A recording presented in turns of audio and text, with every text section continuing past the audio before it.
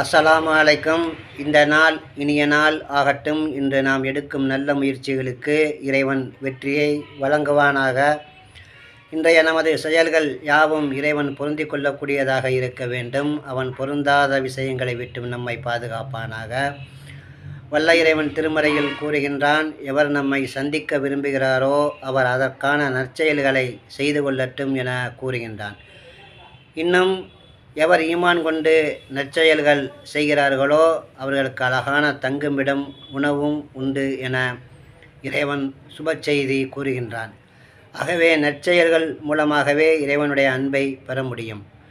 நம்மிடத்தில் உள்ள காசு, பணங்கள், சொத்து, செல்வம் இவைகளை கொண்டு நாம் இறைவனுடைய அன்பை பெற முடியாது.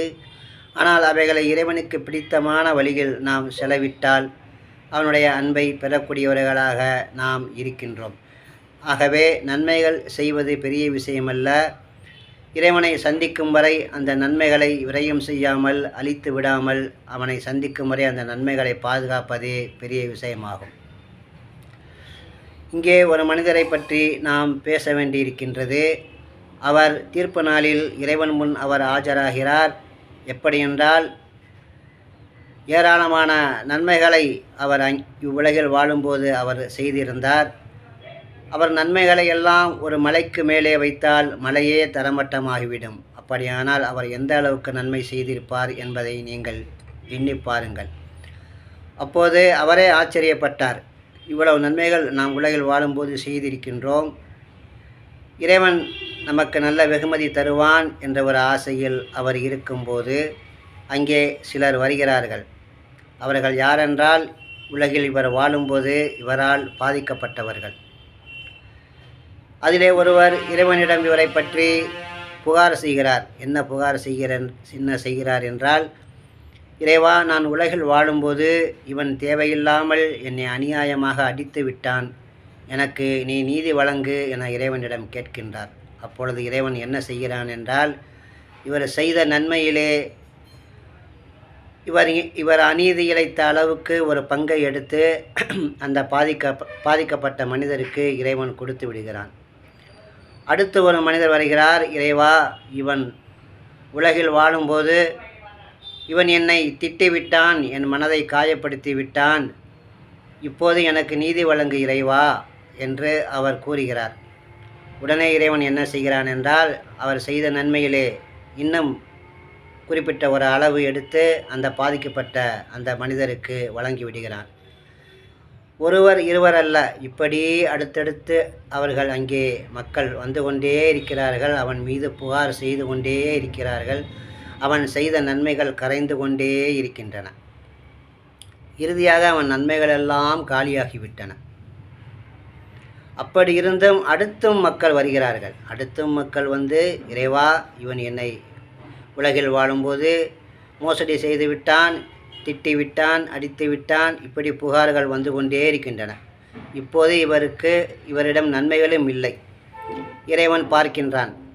இவரிடமிருந்து பாதிக்கப்பட்டவர்களுக்கு கொடுப்பதற்கு நன்மையும் இல்லை. எனவே இறைவன் என்ன செய்கிறான் என்றால், அந்த பாதிக்கப்பட்ட மக்கள் செய்தார்கள் அல்லவா குற்றம், தீமைகள், அந்த தீமைகளை எடுத்து இந்த மனிதர் மீது இறைவன் வைத்து விடுகிறான். இப்படி ஒவ்வொருவரும் புகார் சொல்கிறார்கள். பாதிக்கப்பட்டவர்களுடைய தீமைகளை எல்லாம் எடுத்து இறைவன் இந்த மனிதர் மீது வைத்து விடுகிறான். அப்போ அவர் முதலில் எந்த நிலைமையில் வந்தார்?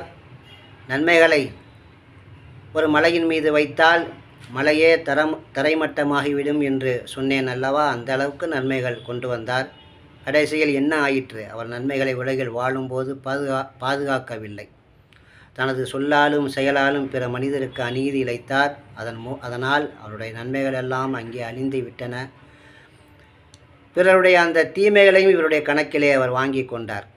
இப்படி பிறருடைய தீமைகளும் அவருடைய கணக்கிலே அதிகம் ஏறிவிட்டன. இதனால் இவர் நஷ்டவாளியாகிவிட்டார். ஆகவே நன்மைகள் செய்தும் அந்த நேரத்திலே அந்த நன்மைகள் அவருக்கு கை கொடுக்கவில்லை. ஆக மக்களே, நாம் இந்த சம்பவத்திலிருந்து தெரிந்து கொள்வது என்னவென்றால், நன்மைகள் செய்ய வேண்டும், அதை நாம் பாதுகாக்க வேண்டும். ஒரு விவசாயி கஷ்டப்பட்டு விவசாயம் செய்கிறான். ஆனால் இறுதியில் அந்த தன்னுடைய வயலுக்கு வேலி கட்டவில்லை என்றால் அதை மிருகங்கள், கால்நடைகள் அவை அனைத்தையும் அந்த விவசாயத்தை அவனுடைய அந்த விவசாய பொருட்களை அழித்துவிடும். அவன் விவசாயம் செய்தும் பிரயோஜனம் இல்லாமல் போய்விடும். கஷ்டப்பட்டு விவசாயம் செய்தும் பிரயோஜனம் இல்லாமல் போய்விடும். அதுபோல தான் ஒரு மனிதன் நன்மைகள் செய்வது என்பது அதை இறைவனை சந்திக்கும் வரை பாதுகாத்து வைத்திருக்க வேண்டும்.